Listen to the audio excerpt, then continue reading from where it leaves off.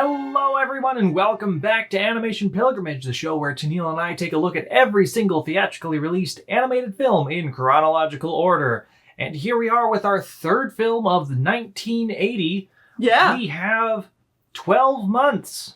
From Toy and Soyuz Multifilm. Yes, so a Japan and Soviet Union co-production. Super cool. It's super cool because it's a remake of the 1956 Soyuz Multifilm film of the same name. Yeah, 12 months. We, of course, watched this back in Animation Pilgrimage 1956. That was the year, right? Mm-hmm. Yeah. And it's great seeing this again. I had a little... We were both... When we started watching this, we were both like, I don't really remember the story all that well. But then as we kept watching, I was like, yes, I remember this. I remember this. I remember this. Mm-hmm.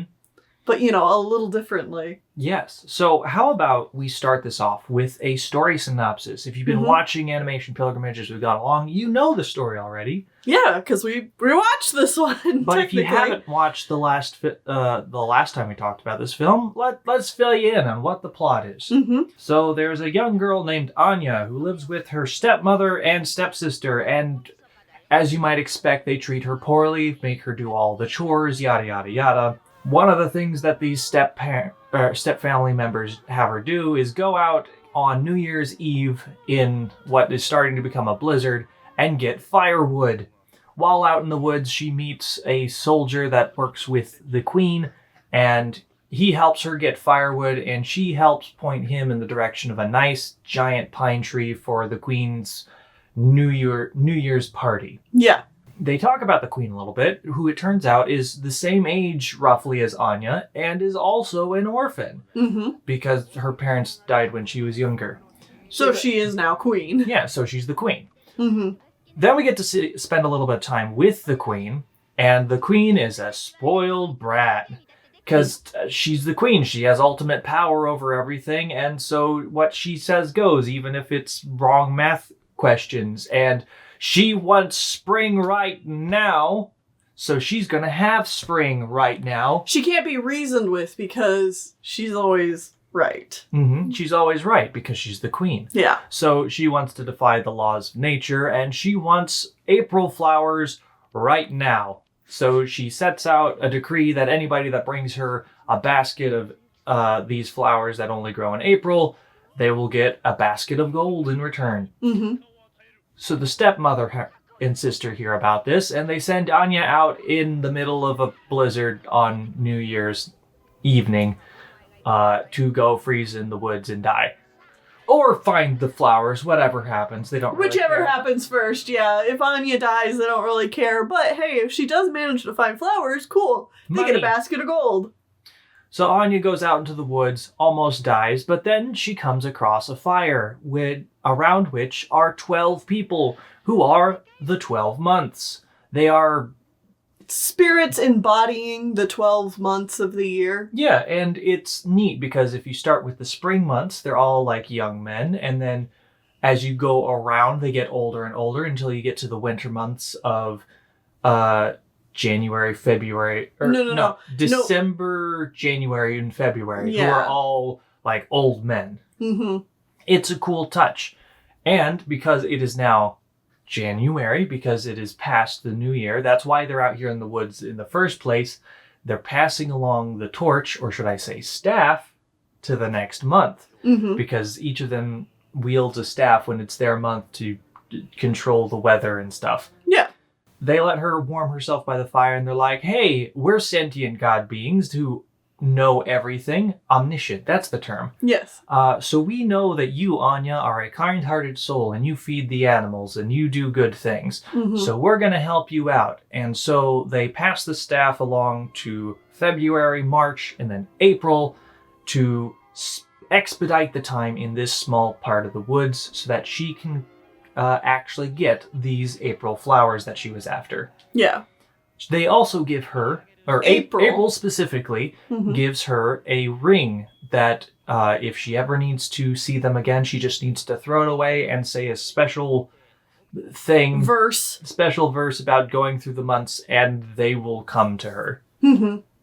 They'll come to her aid, but on the condition that Anya can never tell a soul about what has happened, how she got the flowers, meeting them. Mm-hmm. He's like, don't tell anybody. Yeah. We don't want people to know we exist. Yeah. So she goes home. The stepmother and sister obviously are thrilled about having the flowers. Well, she essentially passes out in her bed. Oh, She's so cold and tired.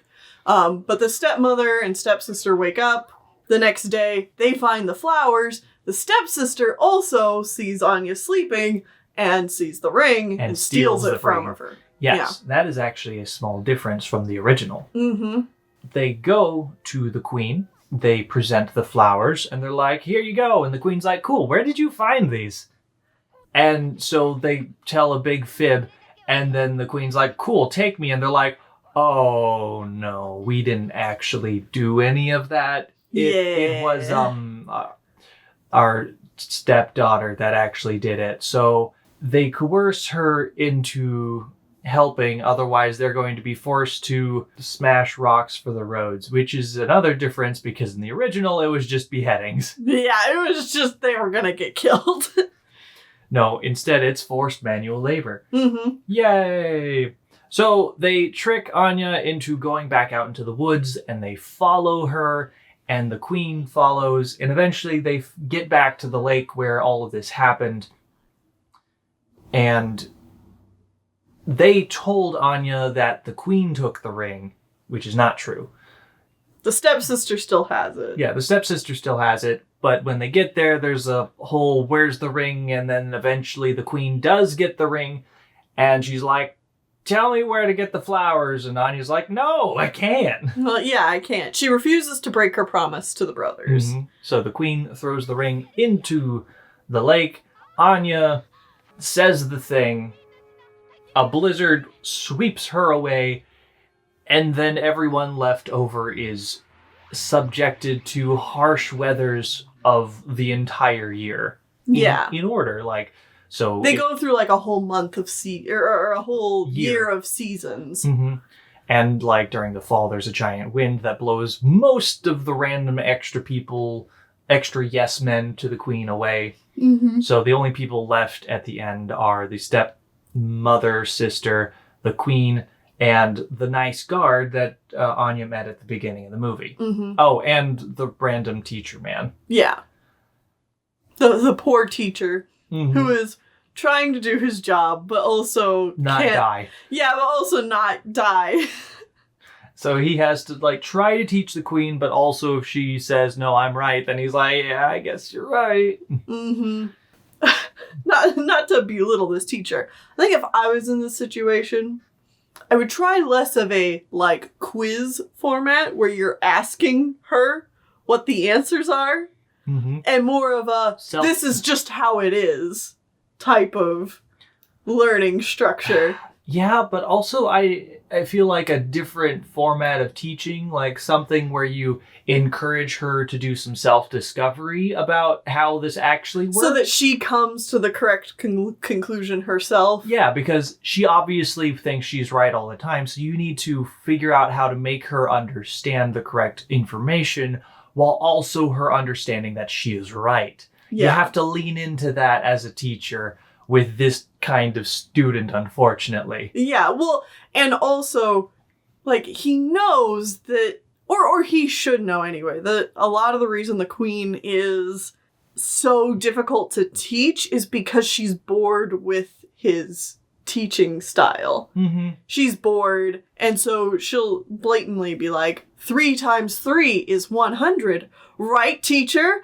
And he's like, yeah, yes, queen, but no.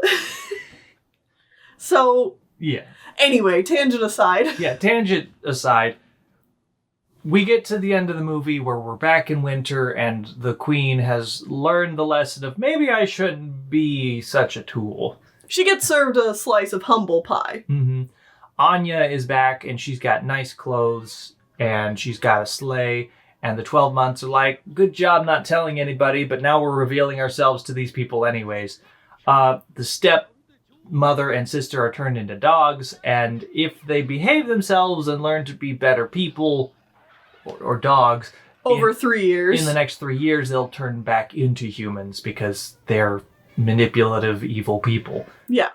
And Anya, of course, being nice, allows the queen and her people to ride in the sleigh back to town where they won't freeze to death. Mm-hmm. And then it's implied that Anya and the queen are going to be friends, and that's going to help the queen be better in the future because she'll know someone as good as Anya.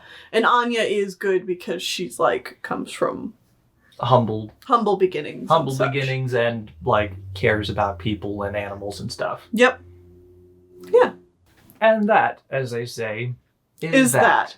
It's a very sweet story. We compared it originally to Cinderella in our first review, and I still think that's a very apt comparison. Yeah. Like, not one-to-one, but like... Obviously, but it's in the same kind of a vein of stories where it's, you know, someone who has been downtrodden all their life. Karma. Yes. They get good karma. And they end up in a better place than when they started off. So some comparisons, obviously, because we have to compare and contrast a bit here. Some comparisons I can see right off the bat is this remake is about the same length as the original, only about an hour long. Which I find surprising because it feels so much faster. Well, that's because they streamlined the story and they expanded like the important character interactions in the movie. They cut a lot of the filler fluff of, in the original, there's a lot of like scenes of just animals being cute. Yeah. And there were multiple songs and stuff like that. Cut all of it. This time it's literally just the characters that matter, their interactions with each other, and expanding the story in that way. It's been extremely polished down. And I think that's both a good and a bad thing. Yeah. I miss some of the fillery stuff from the first movie. I mean, that makes sense. In particular, going back and watching the old review, I miss the stuff with the crow. Yeah, there was a really awesome voice. Yeah, there was the crow in the original that was kind of like, was it the narrator or just like... He kind of like got the story going. Okay, I think he was kind of like the narrator. And then there was this other song that was sung by a wolf. And it was just about him being like lonely out in the woods. And it's complete filler. But it was really cool. This version has no wolf. There are a couple of songs in this film which are really well sung. And I liked the music in general. The original music, obviously, in Japanese. We had to watch in English, though. So this is, I guess this is a little bit of a side note. We found the movie in English on YouTube at like 240p. Which was really frustrating. Really bad quality, unfortunately. But we also found the movie completely in Japanese on archive.org. So, but with no subtitles. So all of the visuals that we're showing you are the higher quality in Japanese, but we had to watch in a lower quality. And then after we were done, we went and like looked at the higher quality movie and just like, oh, it's so pretty. Yeah. This is what it's supposed to look like. But honestly, the song, all of the music is the same in English and Japanese. The English writers wrote a song that went to the same melody. They did a good job. The Japanese version. It works very well. Yeah. And they have Anya sing it, and she does a very good job because she sings both the opening and ending versions. And honestly, I don't say this a lot, but the English dub was actually pretty good. I'm glad that you said it because I think this one definitely deserves a... Good job. You guys cared. Yeah, it's like you guys did a really good job with that. And I'm glad that they cared because it feels like this story, especially since it's already a co-production between Russia and Japan. And then to see the English dub take care to present it in the best way possible and Yeah. put effort into it. it just fills me with goodwill, you know? It's so good. It's nice to see when, like, the dubbing team has the time and puts in the effort and has the money to do so and put on a good production. I mean, we can only assume that they had all of those things. Yeah, but at the very least, you can tell that they cared and had the talent to do it. Yeah. Because sometimes... As we've seen the English dubbing teams that get the rights to these movies either A, don't care, 2, have 3 people to do it, and 3, just want to make a quick buck on a VHS rip of a foreign movie. Yeah. And the dub turns out pretty poor, but they don't care. Well, To they some might extent, not care. Yeah. But yeah, this was really, really well done. Another thing I gotta commend is that I feel like this is such a mixed bag between the two versions of this. Mhm. There's things I really missed from the first one. And this is where I kind of have to talk about character design a little bit. Yes. I really, really miss the character designs of the brothers. I 100% agree, because in the original 1956 version of this movie, Mhm. all of the brothers had visually distinct designs. They were You all could different tell. sizes and shapes. They wore different clothes. They all incorporated the season, or like the season, and then more specifically the month that they are representing. And in this version, they're all wearing the same clothes. And in the original, the camera actually like Paired the months together into the different seasons. yeah, and you could tell from looking at them, like, you know, this is January, Or like this is spring, summer, fall. spring, winter. summer, fall, yeah, all the different seasons and the months, and they give them just a little bit more time in the original movie, whereas in this movie, they really only care about January and April. Yeah, January and April. December and February also get like one line to say each. Mm-hmm. But other than them being young to old, they all look the same. They all wear the same cape hood thing. They all have the same clothes underneath. The only difference is like body shape and facial hair differences. Yeah. But like even then, in general, the character design is a lot more, I want to say more anime realistic. It's more polished. Yeah, I there think- aren't such vast differences in shapes and proportions as there were in the original. Well, and I think that other than one other character, who I think I still prefer the original design, and that is the old guard. Mm-hmm. I like the original guard more than the new one that was in this one.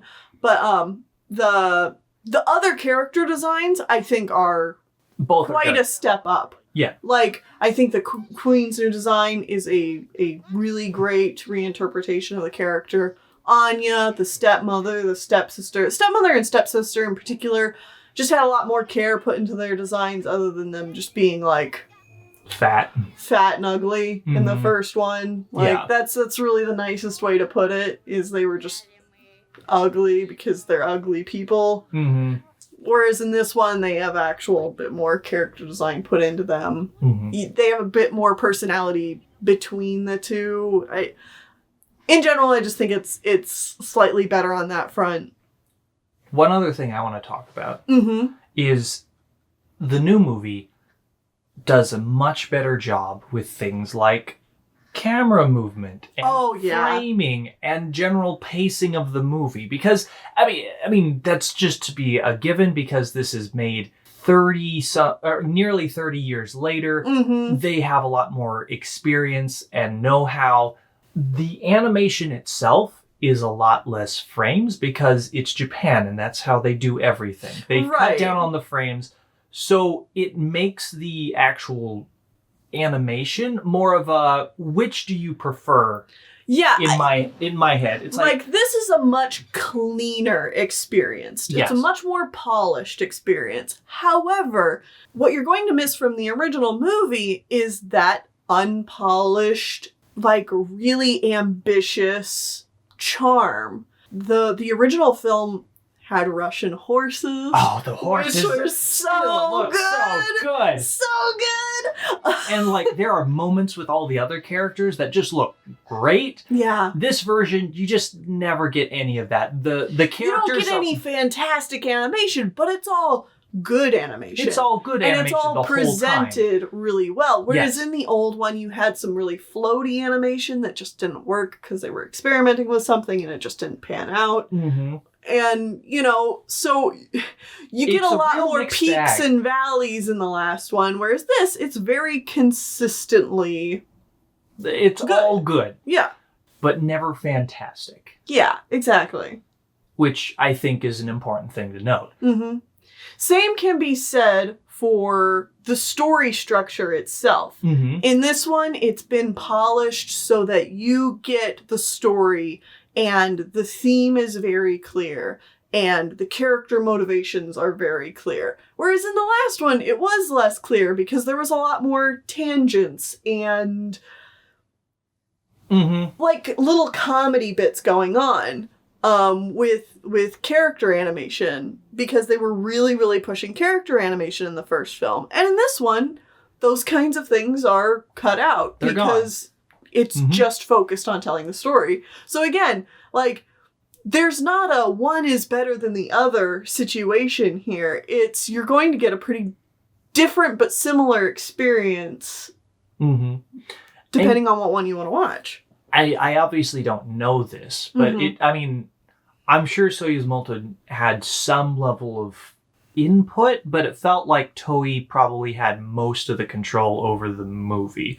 And the directors were all Japanese, if I remember looking at the credits properly. So I feel like Soyuz Molten Film were probably creative consultants, but not necessarily in charge of anything directly. Yeah, and I think they mostly get the credit because they made the original film that this movie is remaking. Yeah, and the director of the original film, Ivanes, I hope I said that correctly. I didn't write his name down again, but hopefully I got that right. He was still alive when this version of the film came out. I think he died in 1986. So he would have still been alive when this came out, but I did not see him listed in the credits or anything for this film. I also didn't see any kind of like of his reaction to the movie or anything like that. So I don't know if, they got the original director back. Yeah, what he thought on the film. Mm-hmm. So I'm not sure about that. However, I do want to go into a little bit more about the production of this film. Unfortunately, could not find much, which really disappointed me.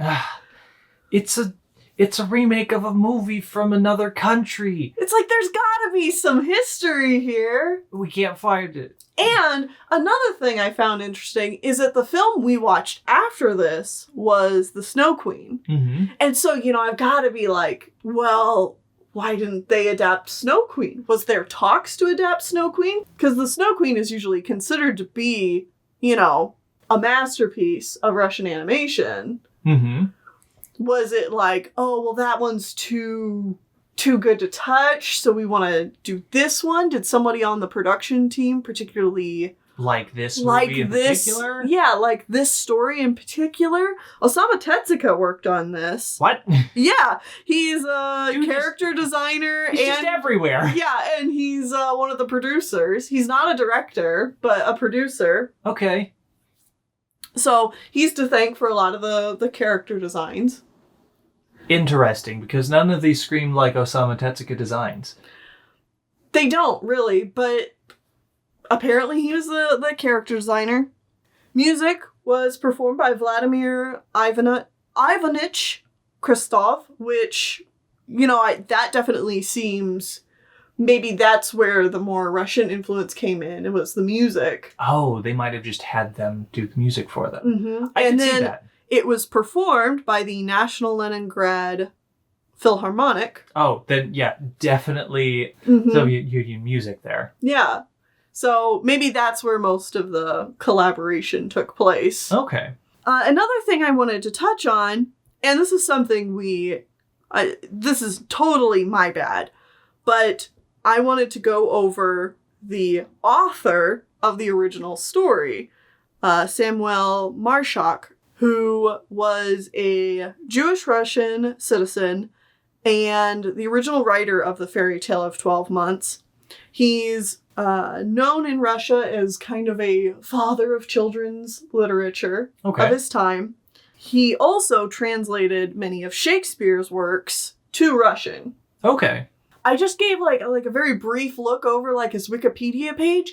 Dude seemed to have a really interesting life, and it was due to like one of his daughters dying early on in age that kind of led him to wanting to write children's literature. Made him very passionate about telling stories for kids, and like he and his wife wrote stories together. From the sounds of it, he lived in both Russia and England, and then he also like went to the Middle East, and that's where he met his wife. And I was just like, wow, this guy seems to have had a really interesting life and seems to be, you know, pretty well beloved in Russia. So I thought it was a shame that I just kind of said like, oh, you know, this guy I didn't even remember the name of wrote the original story in the original episode of the 1956 film. So I wanted to amend that and talk about him a little bit. Yeah, sounds cool. Yeah. Like I said, though, unfortunately, not a lot of other info about this film. But I think both of these are really good films worth checking out. Honestly, I like both of them. I suggest people check out both versions of the movie and then tell us which version you guys prefer. Mm-hmm. Or what elements of the one over the other you like and the other over the one. Yeah. Yeah. Watch them both. Mm-hmm. And then join us back here next time as we stay in Japan again. Oh my god. Japan. We're going to be watching Toward the Terra from Toei Animation in Japan. Are you ready for another multi-hour space opera, Tennille? Oh. Me too! Oh. See you guys then. So the day goes, always chores that must be done, but for me, love's a stranger, but for me, it's a life without a happy